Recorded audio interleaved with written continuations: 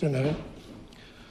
और पिछले साल उसमें जब ये पूछा था कि 15 जनवरी 2024 तक इस सरकार ने कितने संस्थान खोले, उनका ब्यौरा और किस किस संस्थान के लिए पद और बजट का प्रावधान है। एक तो 1 साल के बाद सूचना आ रही है, इसलिए मैं पहले तो यही पूछना चाहूँगा कि 15 जनवरी 2024 तक तो आपने 35 संस्थान खोले थे। 15 जनवरी 2025 तक 1 साल की और सूचना उपलब्ध कराएं कि 15 जनवरी 2025 तक सरकार ने कितने नए संस्थान खोले और सूची भी जो है वो सभा पटल पर रखें। दूसरा, अध्यक्ष महोदय, इस सरकार ने आते ही प्रदेश से संस्थान बंद करने की प्रक्रिया शुरू की थी, जो पिछली सरकार के समय खुले थे।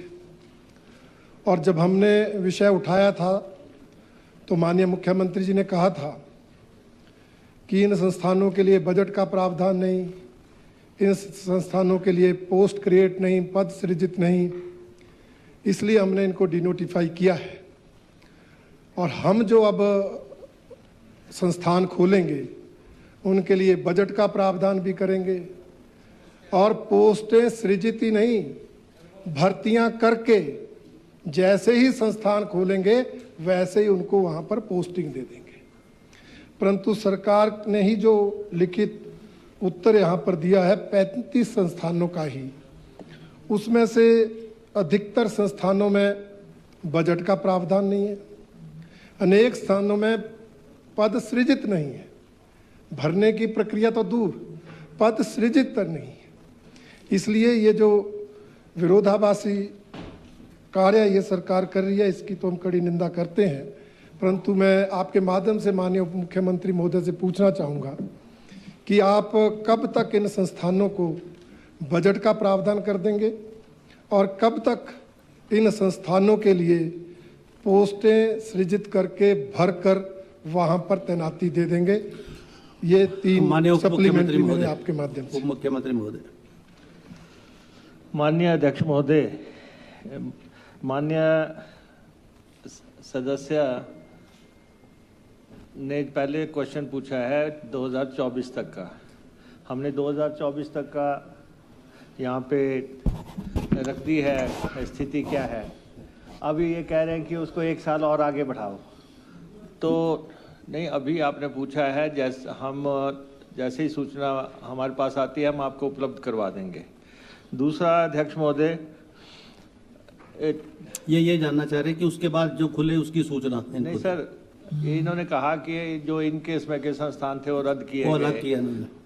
और अध्यक्ष महोदय, जाते जाते जो है जब इनके विदाई की वेला आई थी तो उससे पहले इन्होंने जो है सैकड़ों संस्थान खोल दिए, रादर हज़ारों ही खोल दिए। उस समय तो जयराम जी एक स्प्री पे थे कि जिसने जो लेना है दे दाता के नाम, और उसमें बंट रहे थे। तो इसलिए जो है, ठीक है, आप दोबारा सत्ता में आना चाहते थे, आपने एक प्रयास किया कि अगर 1000 संस्थान खोल के ही हम सत्ता में आ सकते हैं, तो आपने एक प्रयास किया, लेकिन उसके बावजूद भी आप उस तरफ चले गए। तो इसलिए हमें प्रदेश हित में काम करना है। हम रेकलेसली संस्थान नहीं खोल रहे हैं, हम विजडम से खोल रहे हैं। आप देख रहे हैं पहले साल में सिर्फ 35 संस्थान खोले गए, 35 संस्थान खोले गए और उसमें पोस्टिंग हम क्रिएट कर रहे हैं, पैसा हम दे रहे हैं जिनमें नहीं है। हमारी सरकार पूरी स्थिर, स्थायी और टिकाऊ सरकार है। जिस भी संस्थान को पैसा चाहिए होगा वो पैसा भी हम उपलब्ध करवाएंगे जहां पे आपको लगता है। और दूसरा सबसे बड़ी बात है कि हम रैशनलाइजेशन कर रहे हैं। जैसे जल शक्ति डिपार्टमेंट है, वहाँ पे हम हर कॉन्स्टिट्यूंसी में एक डिवीज़न हो, वो हम कर रहे हैं। आपके नहीं थी रणधीर जी के, वो आपको मुहैया करवाई गई। ऐसे ही बाकी भी 2-3 रह गए हैं सारे। इसी ढंग से एजुकेशन में बहुत बड़ी रैशनलाइजेशन हुई है, आप देख रहे हैं, जहाँ बच्चे ही नहीं हैं बिल्कुल भी। और फिर तो उसके बाद हमारे रूरल डेवलपमेंट में बहुत बड़ी रैशनलाइजेशन हो रही है। अभी क्या है कि जैसे जिला परिषद का वार्ड है, 2-2 कॉन्स्टिट्यूंसीज में फंसा हुआ है। अब माननीय मंत्री जी ने किया है कि वो सब जो है एक कॉन्स्टिट्यूंसी के अंदर ही आना चाहिए वार्ड, उसी जिला परिषद में आना चाहिए। तो रैशनलाइजेशन चल रही है। संस्थान हम ऐसा नहीं है कि आप सरकार में थे तो आपको संस्थान खोलने की छूट थी, हम यहाँ पे आ गए। तो सरकार जो है जो भी संस्थान राज्य हित में खुलना होगा उसको खोलेंगे। जो आप लोग मांग करेंगे, जो माननीय सदस्य कहेंगे, उसके मुताबिक संस्थान खोले जाएंगे, पूरे विवेक से खोले जाएंगे।